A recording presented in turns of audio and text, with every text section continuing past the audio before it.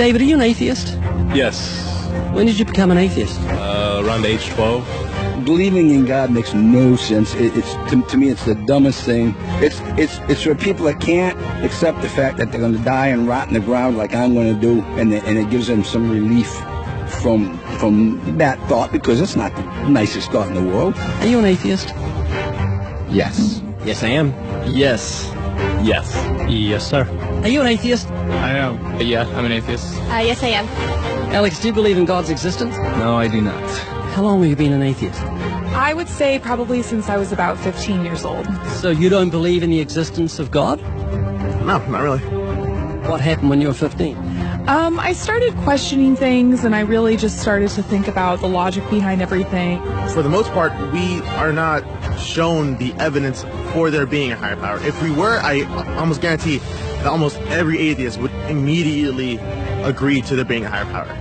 Are you atheists? Yes. Yes. Why? Well, I just haven't seen enough evidence, I suppose. I grew up in a Christian family, and just over the few years during high school and as I grew up, I just realized that there wasn't a lot of evidence to support that belief system. Are you open to evidence? I think I am open to evidence. It just would have to be extraordinarily compelling, like out of this world compelling. If you could be given evidence, reasonable evidence, would you listen to it? Yeah, I would. You're someone who has no faith or no belief in a higher power or a creator, but if you were shown evidence, you would change your mind because you're open. Absolutely. Flick through the pages of the book I just put on your lap, look at the color pictures, and I'll ask you a question.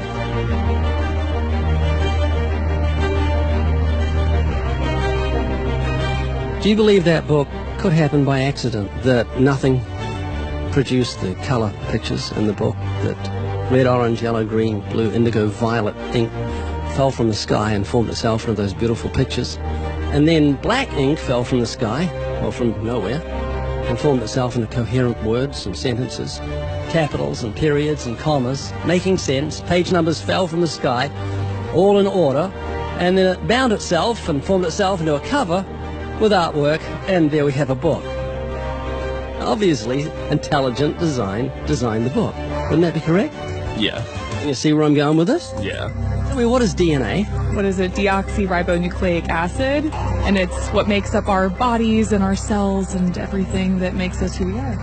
DNA is like our biological code, kind of like binary zeros and ones. Information about us, who we are, what makes us, parts of us, how we look, how we're built, everything like that. Your genes instructed your cells how to make your eyes and what color your eyes should be, and your hair, and your height and your personality. Scientists call it the instruction book for life. Basically. Everything that you are or ever will be made of starts as a tiny book of instructions found in each and every cell. Every time your body wants to make something, it goes back to the instruction book, looks it up, and puts it together. The book of you would have 46 chapters, one for each chromosome. Each of our book's 46 chapters is between 48 and 250 million letters long. That's 3.2 billion letters total. This is the secret language of DNA. This is the book of life. Instruction book for life. Yes. Instruction book for life. Yes. DNA is made up of genes, and genes give instructions to the cells as to how your body should grow. Did you know that those instructions, the instruction book of your DNA, just your DNA, was laid out end for end, would go to the sun and back a number of times? That book of instructions is so comprehensive. DNA is the genetic information encoded in the cell of every living thing that instructs our cells how to grow and how to function. It's our genes that determine whether our skin will be dark or light, have brown or blue eyes, or red or green or yellow, have red hair, be brunette or blonde, be tall or not so tall, or the color of our feathers if we're a bird. Whether we're humans, fish, animals, insects, or plant life, the way our bodies look and operate has all been pre-written in the amazing book of our DNA. What do you think of the mentality of someone who believes a book fell together without a bookmaker? Well, they would be crazy. Do you think a book could make itself? No, I don't. Of course not. No. Utterly impossible. Yes. If anything can happen by accident. I mean, from nothing. Couldn't happen, could it? I don't think so. It'd be impossible. It would be like saying an explosion caused everything that makes a 747 airplane to all just come together by accident without some intelligent thought behind it. That's a good point. Do you believe DNA happened by accident? No, I think that it developed over the course of many, many millennia of evolution and development. DNA exists in every living thing. Its origins don't matter. The fact that there is intelligent information tells us there must be an intelligent designer. Is this making you think?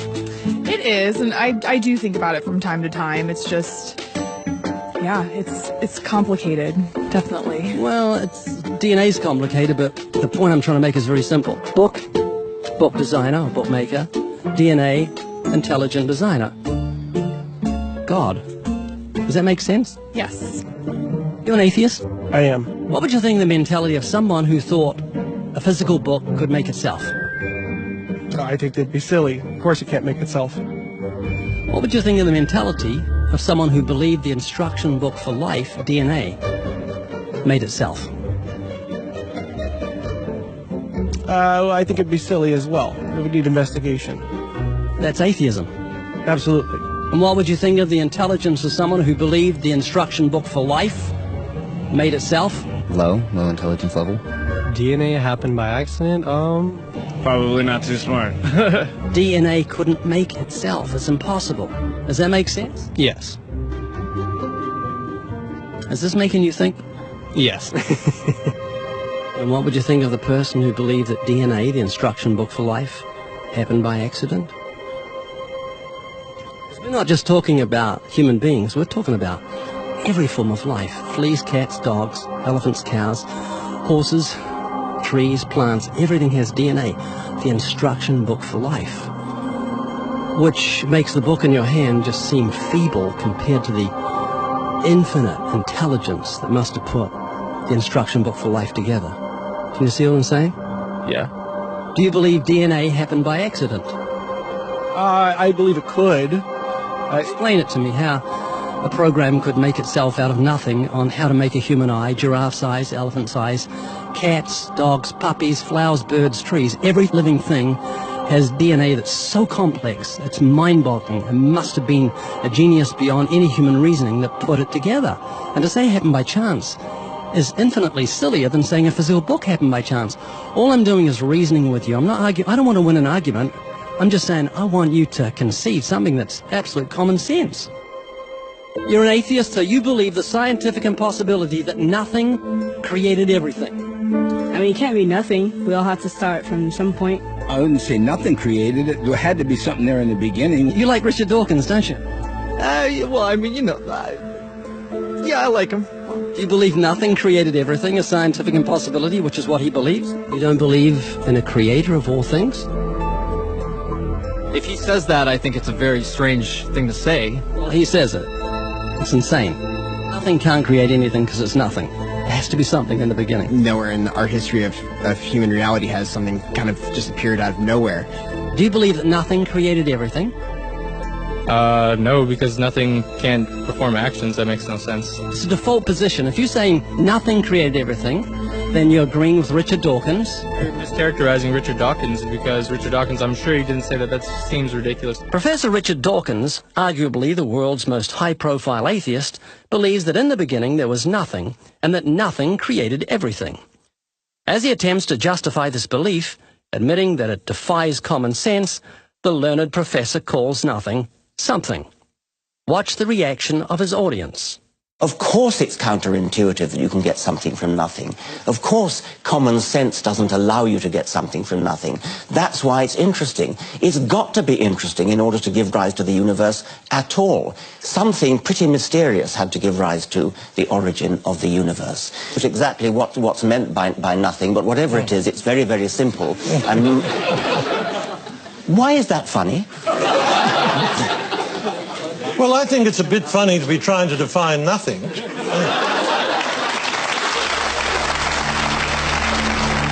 Richard Dawkins, I'm sure he didn't say that. That seems ridiculous. The audience reaction confused the normally eloquent professor because he's not used to being the object of laughter. What he didn't realize was he was talking to people who were endowed by their creator with the virtue of common sense. This was just another case where the emperor has no clothes. Someone should tell this man who has deceived millions, you're talking foolishness. Is that what you believe? I mean, it can't be nothing. We all have to start from some point. But there has to be something that created everything. You just wasn't God. Is that what you're saying? Yeah. It's just evolution, how things became from one organism into many. But that doesn't solve your dilemma of the initial cause. There has to be an initial cause. If there was a big bang in space that from there issued cats and dogs and horses and cows, the sun, the moon, the stars, the seasons, and all this marvel of creation came from a big explosion, what caused the explosion, and where do the materials come from the explosion, and why is there such incredible order from the explosion? Every explosion I've heard of creates chaos, not order. That makes sense? Oh, yeah. This is what you're looking for if you were looking for truth. This is your information that you need to say, well, that's logical. How could all this design from the atom to the universe, an incredible order, just happen by accident? Because an atheist actually believes nothing created everything, which is scientifically impossible. I'm trying to say, Haley, I just want you to think. You're not just a blob of nothing, but it came from an explosion that created order, which is against nature. That means that you've got purpose and meaning in the universe. So it's not altogether bad news. I just want a relationship with whoever built me. This is too much, too weird that it happened by accident. It didn't happen by accident. I don't feel that.